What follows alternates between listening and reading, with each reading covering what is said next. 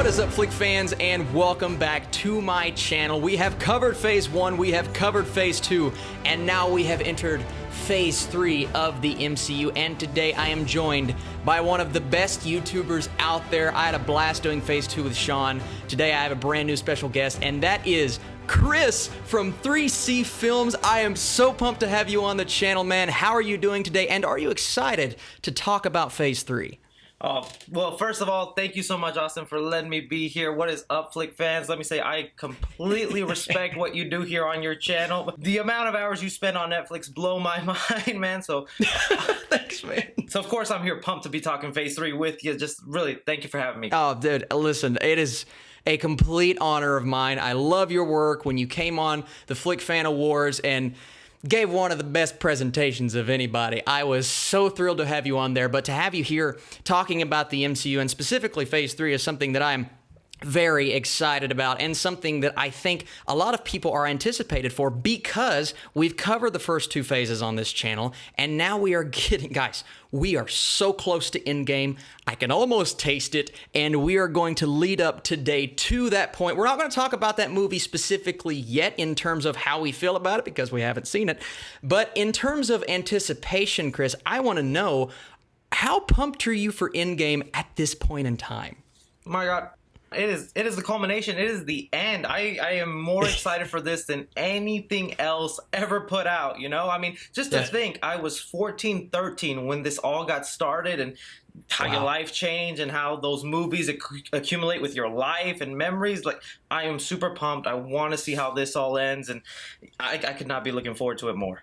Yeah, that's exactly how I am. Possibly my most anticipated movie of all time. And I know it's kind of cliche saying that, but guys, it's just, this is the end. This is it. This is the culmination of everything we have been building up to until this point, but we're not here to talk about Endgame quite just yet. We're talking about Phase 3, and to start Phase 3 off, we had a movie that I'm so excited to rehash and talk about again because I've seen it like 30 times, and this is Captain America Civil War, directed by the Russo brothers.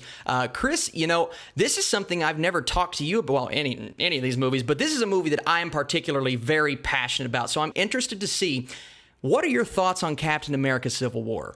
Oh, passion, well-deserved, Austin. This movie, I can't believe they came out with this. You would think the Civil War storyline, which, you know, not to flex on you, I got it right behind me right here on this wall. Oh, yes.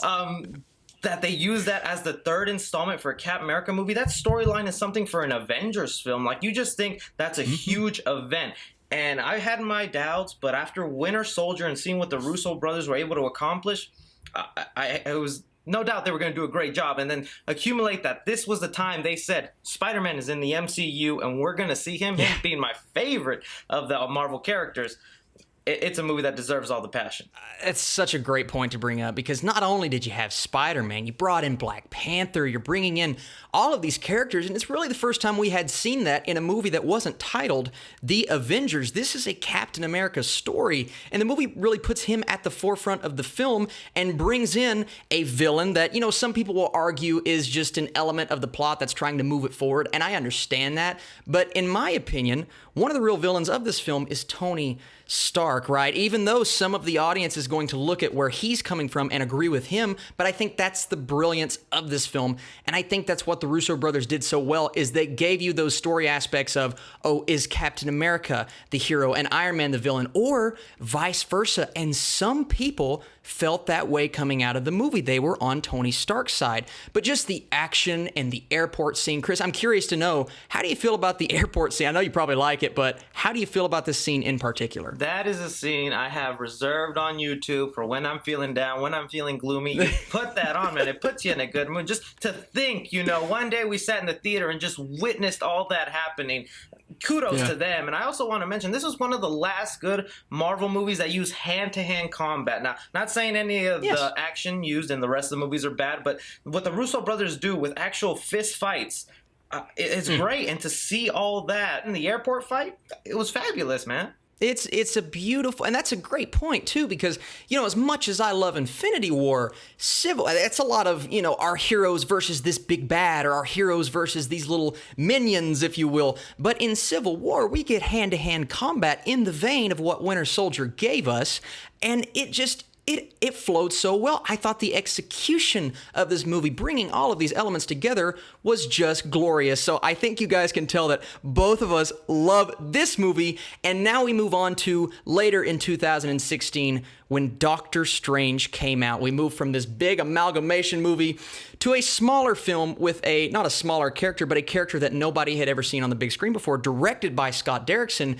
Chris, I'm curious, are you a fan of Doctor Strange, and does it hold up upon rewatch for you? I am a fan of Doctor Strange. Now, when the movie was announced and coming up, I had the same feelings towards it that we did when Thor was first coming out. You remember the time when the MCU was in those early days and they announced a Thor movie along with Iron Man? How is that going to work? Same thing with Doctor Strange. How are you going to bring in this magical, mystic element to the MCU? They pulled it off nicely, and I think a lot of that had to do with bringing in a horror director like Scott Derrickson on board. I mean, we saw what Shazam and that director was able to do. So I think horror directors are really the key when bringing in some of these wacky characters into the MCU. That's such a great point. And I know your channel is very horror-centric, right? So you're a fan of these kinds of elements brought into a movie like this. And you hit the nail on the head. He brought in what he knows to a character that needs craziness. We'll just put it that way, because this character is crazy. And visually, this movie, and some people wanted the movie to go even farther than it actually did, but in a way, it's kind of psychedelic, and in a way, it is horrifying in its own right. And because of that, I'm going to say I enjoyed Doctor Strange quite a bit as well. Now, I know a lot of people who will put this movie at the top. This is actually my wife's favorite standalone Marvel film, right? Wow. So you have Doctor Strange over Iron Man for her, Doctor Strange over Winter Soldier, which I'm like, all right, whatever. But she's still, yeah, that's what I'm saying, man. It's a little too far for me. But people are passionate about this character. And I think a lot of that goes back to Benedict Cumberbatch as Doctor Strange. I mean, he really just embodies what this character means to comic book fans. And he gave us a character that was similar to Tony Stark, and I see those complaints. I do have complaints with the film, especially when you look at the villain, but he's also different enough to make his character interesting. And where he is at the end of this film, I believe, is one of the more interesting third act endings that we have seen in any of the standalone movies. So all in all, I like Doctor Strange. Now, when you look at this movie compared to some of the other films, Chris, does it seem a little too crazy or off the wall psychedelic in terms of the visuals? How do you feel about Doctor Strange holding up against the other standalone films? Before answering your question, Austin, I do want to touch back to what you mentioned, how there's those complaints that the Doctor Strange character can be compared to Tony Stark. But, I mean, when you have a universe, the cinematic universe, where you're reaching on 22 films, you're going to get a lot of parallels because the comic books only had so many stories to tell. I mean, one can definitely point out the Thor and Loki similarity with Benedict Cumberbatch and Chiwetel Ejiofor in this movie. But I think it's a true testament to the actors in this movie that they bring enough differentiation to the characters that when we eventually see them paired up on screen together, you're like, they have similarities, but these are different people. Now, when you're talking about if it's too wacky, if it's too out there, if it doesn't fit in, no, man, I think it fits in nicely to the MCU. And I know people were wanting so much more, so much crazy, but I mean, it gave us Inception crazy scenes, that scene against Dormammu and bargaining. No, I think it fits in nicely, and it's a good tease to what we'll see probably in his sequel or other films in the MCU. It's a very difficult task to accomplish what they accomplish in that third act, because you do have two very similar characters to Thor and Loki, but to make them different enough and to set up where it could go in the next film, which I really hope we see Ejiofor back. I thought he was great in the movie, and he overshadowed the other villain, which just wasn't as interesting to me. But all in all, I would say Doctor Strange is a really solid single movie in the Marvel Cinematic Universe, and it gave us a character who just got even better in Infinity War and gave us one of the best action scenes I believe we've ever seen between he and Thanos. But we'll get into that in just a second. I want to move on to a sequel to one of everyone's favorite, I guess, standalone franchise in the MCU, and that is Guardians of the Galaxy Volume 2. This is directed by James Gunn. This is a movie that everybody was looking forward to because the first one was just such a smash hit and something so different in the MCU that no one has ever seen before, and it gave us characters that were fleshed out, I believe, even more in this sequel. Now, I'll start off with my thoughts. I don't love this movie as much as the first. I really enjoy it, but there, for me, was just something lacking in terms of how hard the humor hit.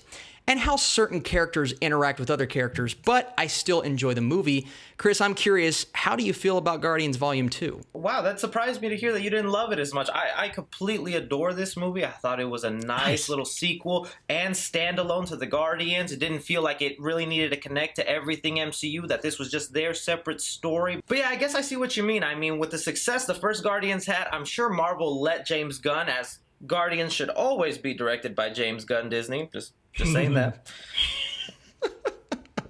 They probably gave him a lot more free reign than they probably should have in this movie, which is why we see so much more humor, while it feels a little less serious, while the Drax character has turned full comedian. So I understand the complaints, and I'm not even going to debate with you on what maybe brought it down, but to me, that storyline with Chris Pratt's character and the mother, and finally getting to know how she really died, and that planet with Ego Kurt Russell, great villain in my opinion. Not the best, but I mean, he was passable. And then that sister relationship with Nebula and Gamora, I thought there was really great elements in this movie and was just a fun little ride. You're selling me on it, Chris. No, listen, it is in my opinion, a solid sequel. And really all of the things that you said worked well for me. My issue was more in the humor, but there's something about this movie when you look at Yondu's character that really impressed me, because Yondu was a character that, I really enjoyed in the first Guardians. But there's something about him in that second movie, and I look back on it and I say, you know what? Yondu, to me, is one of the most impressive characters in terms of story arc in the MCU. I was so happy with where we left him, even though, of course, I was sad that we, saw the end of him in Guardians Volume 2, but that emotional gut punch at the end, and that final scene, I guess that final moment where Rocket has that tear coming out of his eye, it is a very emotional movie. And you can tell, and I agree with you, you can tell James Gunn, his heart is in this franchise, and I'm so glad he's coming back for the third movie. Now, holding up to all of the other movies in this phase, I don't know if it is my favorite for sure, but it is another, and that's my thing, Chris. All of the movies in the MCU, for the most part, there are a few here and there, I either enjoy or I love. This is such a rich franchise. So even when you get to a movie that I don't think is the best, I still think it's solid. But I am glad that you feel the way that you do, because it brings a little bit of a interesting debate to this video, and I really like that. But we've talked about Guardians, we've talked about Doctor Strange. Let's move on to what you said is one of the most popular, maybe a lot of people's favorite characters in the MCU. Not a Marvel movie. This is actually a Sony film, but produced by Marvel. This is Spider-Man Homecoming. It came out in 2017 along with Guardians, and it is directed by Jon Watts. Now, Chris, I'm curious, is this a Spider-Man movie that holds up against other Spider-Man movies, and does it hold up against the movies in the MCU? How do you feel about this film? Now, Austin, yes, I am a huge Spider-Man fan. Since the days I could pick up a toy, I was a Spider-Man fan. And I think there is a dilemma in being such a die-hard fan and wanting such a character to stay true to what you believe and want to honor on screen, that I guess now when I watch Spider-Man movies, it's just so hard to fully love them. And as much as I do like, and I did enjoy Spider-Man Homecoming, as a Spider-Man fan, there were things in it that lacked for me. For one, I do feel like this character is a bit of Iron Man Jr. I do not love the highly teched out suit. I don't mind a few gadgets here and there, because I mean that goes in with Spider-Man. He's been known to tinker and make his own little gadgets, but the POV shot similar to Iron Man. But even with that stuff said, I did enjoy the relationship he had with Tony Stark and looking up to a hero, because that's something true to the Spider-Man character. In the comics, he looked up to the Human Torch. That was the person he wanted to become. So to have that relationship with Tony in this movie, good. To me, I guess it just falls flat where it feels like a diet version of a teched out hero, when I think Spider-Man is more witty, more about using his raw abilities to either make mistakes, win the girl, not win the girl, learn a few lessons.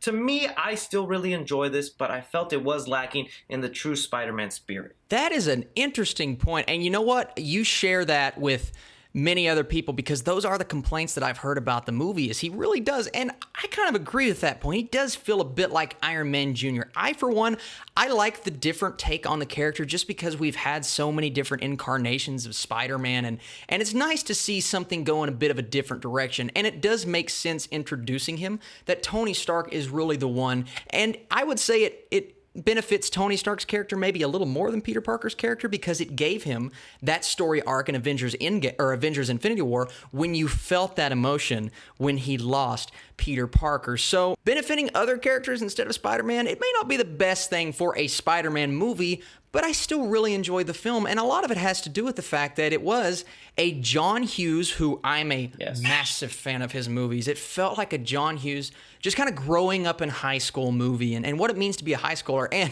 not to mention, Chris, I like the fact that they actually cast high schoolers in this movie and not people that are 35 years old and trying to look like high schoolers. So I found it very authentic, and I also really enjoyed the humor. I love the banter between he and Tony Stark. I like the banter between he and his suit. And I do agree with you in the fact that they do kind of make him too much like Iron Man, and I would have liked to have seen something, maybe some separation between those two characters in terms of who they are.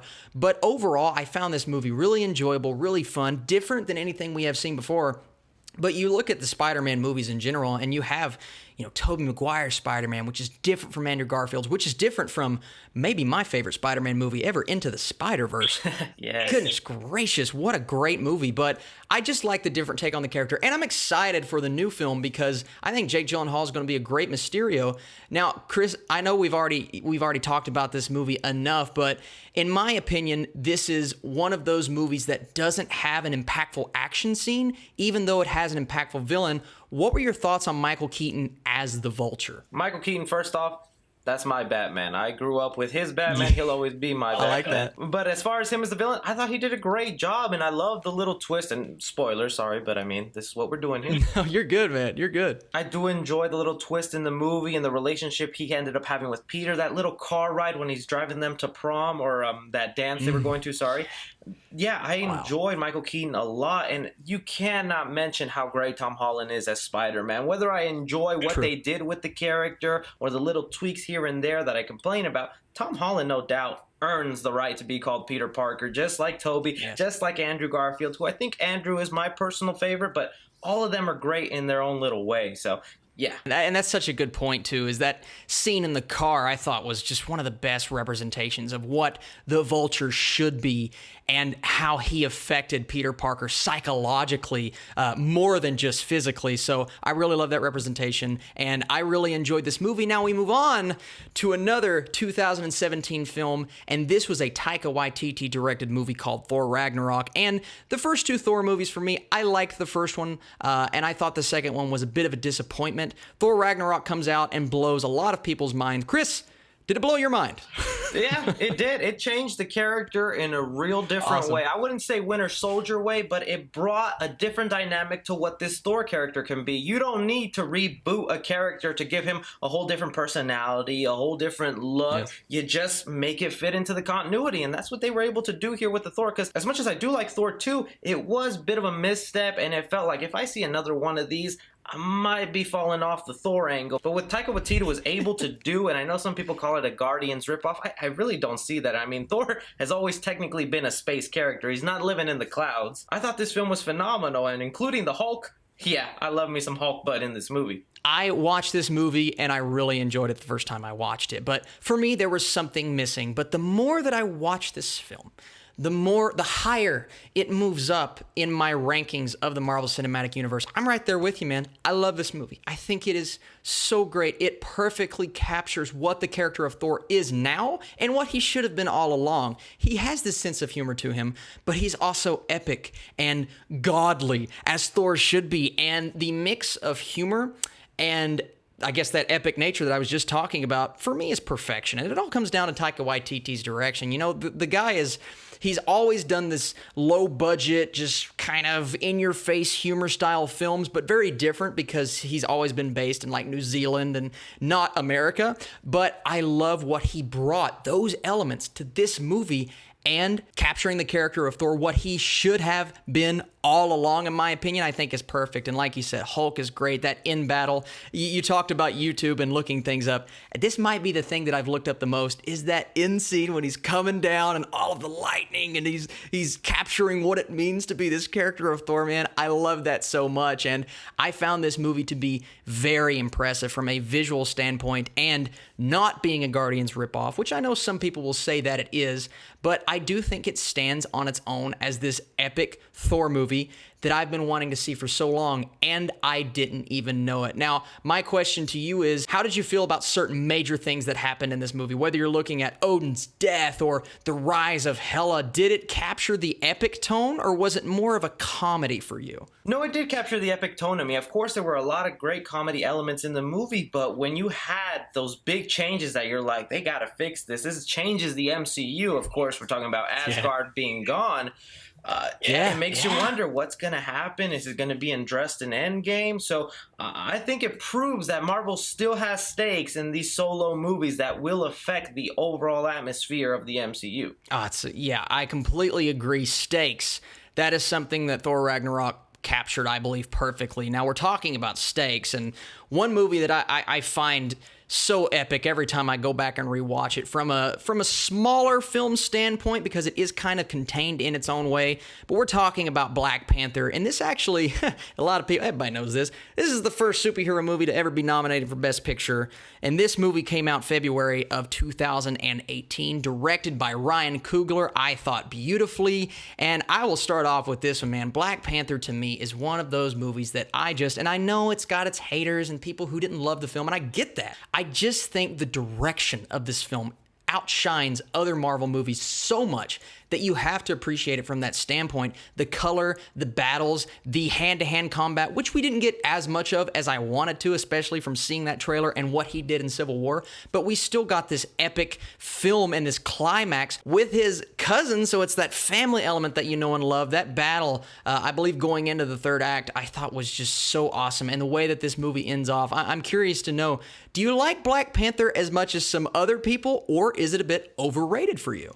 That's a tough question, because as much as I really love Black Panther and I think it's a groundbreaking film for what it was able to accomplish, being on the level of Oscar worthy, I'm not quite sure of that. It's definitely a film that got a lot of us talking and had us thinking, wow, you can tell a superhero movie and add real life commentary. That makes sense. And it just makes you think, what else can they do with these characters? To me, it's always, if you're talking an Oscar level superhero movie, it's The Dark Knight. I mean, I think that's the standard. And I think that was just a time where the Oscars didn't recognize genre films to be Oscar worthy. But even with that said, I don't want to get too political, because I don't want to take anything away from how amazing this movie is. First of all, Michael B. Jordan as the villain in this movie, I thought he was going to be like another Ironmonger or one of those parallel villains, you know, that's like, oh, I look like you, but, you know, I'm evil. I'm kind of sick of that trope in the Marvel Cinematic Universe, but hey, with his backstory and what he was trying to do in that movie,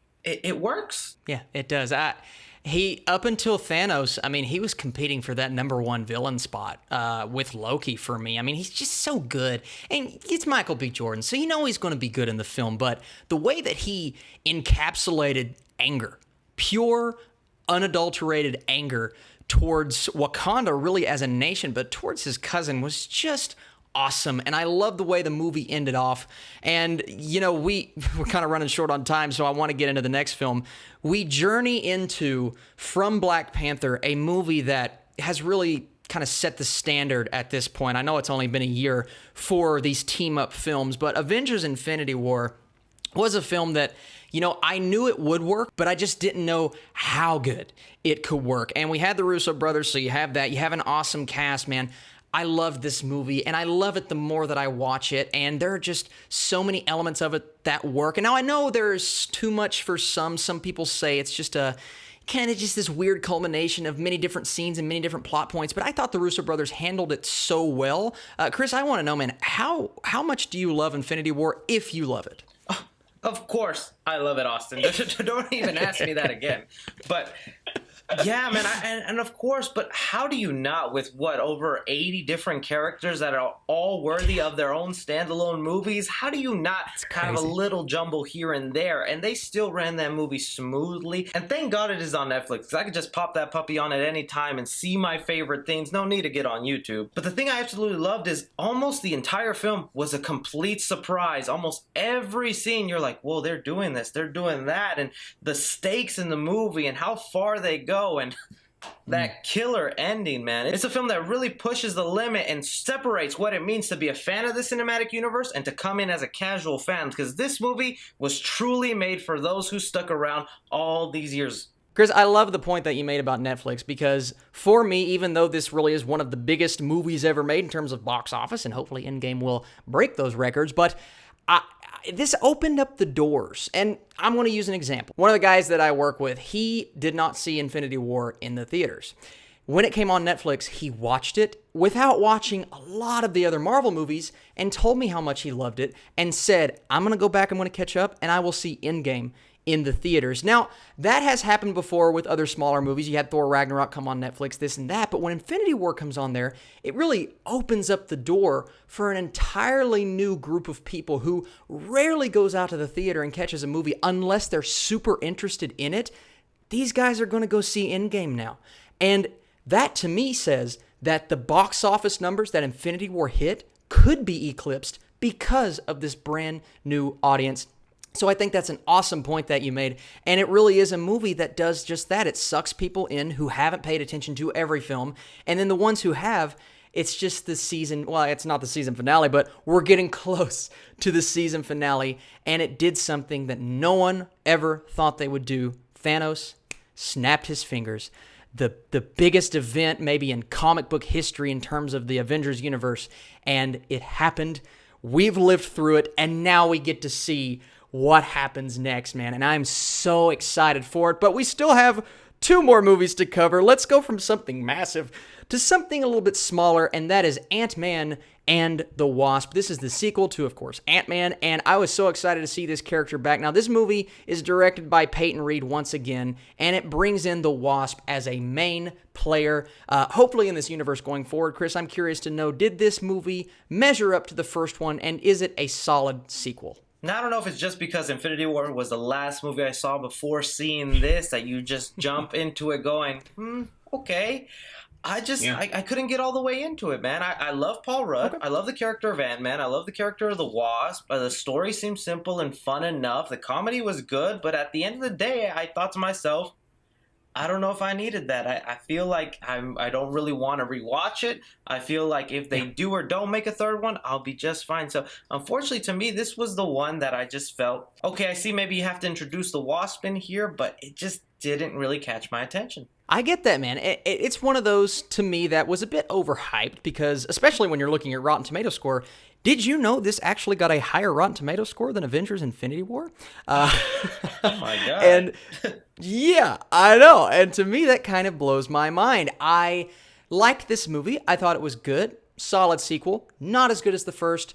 Definitely nowhere close to Infinity War for me. I just think it's okay. And that's fine. Sometimes you need that movie that kind of takes you out of all of this crazy emotional stuff, and it just allows you to laugh. And that's, for me, what this movie did. I laughed a lot during this film. I think Paul Rudd is even funnier, even though he's more dumb than he was in the first movie. In the first movie, they play him out to be very smart. In this film, he's more of the sidekick, and Wasp is the main player, which I'm okay with, because Evangeline Lilly is so good as this character. But to me, it was just a sequel, and don't hate me for this, Chris, like Guardians 2, which I like Guardians 2 better, but Guardians 2 didn't measure up to the first. I'm going to say Ant-Man and Wasp didn't measure up to the first. It is just a movie that did not do what I wanted it to do and give you that relief from Infinity War by giving you an awesome story. I think the story was okay. I think the laughs are what make this movie worth watching if you guys haven't seen it. Now, I want to move into the final film that we are going to talk about today, not the final movie in Phase 3, and that is Captain Marvel. You know, I was excited for Captain Marvel, and I think all of the hate online, some of it was warranted because of the story. Other things weren't very warranted because you don't punish a movie just because an actress says something. I don't want to get into all of that. I went into this movie with kind of heavy expectations, and I came out a bit disappointed. I don't love this movie, but I do think it's a solid film, especially to start out Captain Marvel, because we look at Captain America: The First Avenger, and while I like that movie more, it wasn't the best film in the MCU, but it gave us a solid start to a character that went on and starred in bigger and better sequels. I think that's what Captain Marvel could be. It's a solid start. I want her sequels to be better. I'm excited to see where the Russo brothers take her in Avengers Endgame. Chris, I'm curious to know, how did you feel about Captain Marvel? First of all, Austin, blasphemy. First Avenger, Captain America, masterpiece. Okay, Oh, I like that, man. I thought I was one of those that was like super, because I believe it's in my top 10 in the MCU, but masterpiece. Okay, I dig that. I know, I really love First Avenger, but you know what? I agree with you. I think Marvel has unfortunately figured out their formula for movies. They figured out where to throw in a joke, where to add in a story beat, where to throw in the action scene, set up a good character, and like you mentioned earlier, and I think this goes along with Ant-Man and the Wasp, they don't really make bad movies. They either make movies you love or that you enjoy, and I think Captain Marvel was one of those that I enjoyed. Politics and stuff aside, I don't let that cloud my judgment when watching a movie. I was fully prepared to embrace and fully love the character, but in the end I was like, okay, that was fine. I like it. I'm willing to see her in Endgame now, but I do think there's room for her character to grow, for them really to surprise us with what she can do next. But yeah, I wouldn't debate with you with your sentiments that you came out a little disappointed. Yeah, I'm right there with you. It's one of those movies that follows the MCU formula, and that's okay for the most part, but you expect more going into a film like that. And for this big, giant, hyped up character, and the movie's made $1 billion, so clearly they don't care what I have to say about it. But I will say, I wanted more, man. I wanted the third act to work a little bit better. I wanted certain characters to be fleshed out a bit more. I loved Nick Fury in the movie, and I liked the Skrulls. And I even liked the twist that they took with the Skrulls, not making them the full-on villains. I thought that was really well done, and Ben Mendelsohn is he's awesome, man. He's the best. I want a Skrulls thing, whether it's a movie or a TV show, a thing from the Skrulls. But, so I will say elements of Captain Marvel worked, but as a whole, I did think it missed the mark, even though I will say it did get me kind of excited for Endgame, because I'm seeing what she's doing in this movie. I want to see her take on Thanos. I don't want her to defeat Thanos, but I want to see her take him on. So, Chris, we've covered Phase 3, man. Now we're going to move into the best and the worst, and even though they probably have an idea of where we're going with this, I'm curious to know, what is your favorite movie of Phase 3? Man, I am caught so hard here. I feel like it's the cliche thing to say, Infinity War, but man, it's just, it's the one I really am drawn to. The second best to me would be Civil War, but I'm still going to give it to Infinity War, because that's magic what you were able to do. Civil War, yeah, awesome, but Infinity War, even if Endgame, as good as it is, I don't think they'll replicate that magic that Infinity War had, that we just all left that theater feeling drained, feeling almost cheated at. But still, give me more, Marvel, please. Yeah. So to me, best will have to be Infinity War, as cliche as it might be. No, that is the right answer in a way, because I think a lot of people are going to say Infinity War overall, not just Phase 3. Infinity War is, I would say, the majority's favorite film in the MCU. Man, I gotta give the edge to Civil War. And I love Infinity War with all of my heart. It's clearly one of the best ensemble films ever put on screen, but there's just something about Civil War to me, pitting our heroes up against each other. The airport battle, the emotional scene at the end with Tony Stark where he finds out who actually killed his parents. I watch that movie and I get so engaged, and I don't care about anything else going on in my life, and it just does that thing to me that not a lot of movies in my life can do. And I've watched it 30-something times, and I'm not afraid to admit that. I've watched Infinity War 10 times, so I'm slowly getting there. Maybe when I see it 30 times, I'll like it more than Civil War, but I have to give the slight edge to Civil War. But I do believe both of us love both of these movies with everything in us, so that's the most important thing. Now, we move on to worst, and, I'm actually I'm trying to figure out what your worst is going to be, Chris, and I just can't do it. What is your least favorite movie in Phase 3? Yeah, I thought it'd be obvious. And like I said, just putting the title worst on it, I think is a little harsh because I like all these movies. Yes. I enjoy them and I consider them good and I'd recommend them to anyone interested in superhero movies or just wants to see a fun movie. But to me, it would be Ant-Man and the Wasp because I didn't find new ground. I didn't find anything memorable. The villain was okay. Some of the supporting characters were fine, but I think this movie might hurt the chances of seeing an Ant-Man 3. Hopefully it still happens, but yeah. That's a good point. You know, I don't know if we're going to see an Ant-Man 3 either, just because I think it's a film that is very forgettable, and it's a movie that a lot of people are going to look back on and say that just doesn't stack up to the other ones. Now, Ant-Man and the Wasp is a second place for me, a very slight second place. And once again, the title worst, it is a little harsh because I liked Captain Marvel, but I have to say Captain Marvel is my least favorite movie of Phase 3.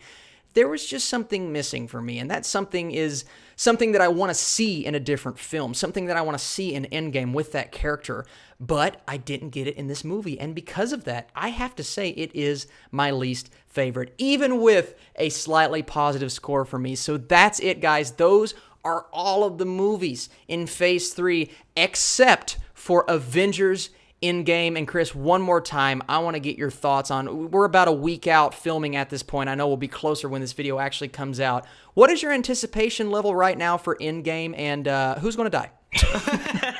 Oh, man. I am excited. I mean, I forced my significant other to get matching outfits because I just want that representation when I'm there. It's an event, man. We were this close to going Black Widow and Captain America. I would put on the red wig, even if that's what it meant. But yeah, I am so hyped, man. I can't wait. I'm going to treat it like a wedding day or something. I'm taking pictures. I'm putting it in my scrapbook. I'm excited. That's awesome. Oh, dude, I got to see. You got to send me all these pictures and stuff of you all at the premiere because that is crazy. Now I have to get my wife to do the exact same thing. So there you go. And to who might die, sorry, because you did ask me. Okay. I feel like, and not knowing anything, because a-holes out there want to spoil it first, so I'm not insider knowledge or anything. It's just my personal opinion. I feel like it just might be the Hulk because of the behind rights issues of them not being able to make a solo movie, and it's just kind of hard to always just make him a featured character in other movies. So I think it just might be the Hulk for his pure power, the rights issues, and yeah. Oh, wow, man. I like that call. That's something I've not even thought about. I've been saying Captain America, even though he's my favorite character. But the rights issues and the fact that he's not getting an individual film, you're swaying me, Chris. You're swaying me, and I don't like it. Hey, man, thank you so much for joining me on this video today. Where can the people find you online? And please, guys, go check him out on YouTube. You will find him because he is one of the best out there. But where can the people find you on YouTube and on any other platform? Yeah, so you can find me on YouTube at youtube.com/3cfilms. I like to cover a lot of news, some horror-centric stuff, but I try to be all well-rounded, do some good movie reviews, not Netflix stuff like your boy Austin here. But also you can find me on Twitter at 3cfilmreview. Thank you so much for having me on, Austin. This was a blast. The time just flew by to me. Sorry for how long this video is, but if you stuck around, you're a true flick fan. Yeah, guys, that's the best way to put it because this video is probably going to be the longest out of any of the phases, but what an awesome conversation. We really dived as deep as we can dive into these movies, and now, guys, we are here. We are to Avengers Endgame, so be sure to stick around to my channel for that. As always, you guys are the absolute best. I want to hear your comments down below. What's the best and the worst movie in Phase 3, in any of the phases, and are you guys excited for Avengers Endgame? From both of us, we will catch you guys very soon.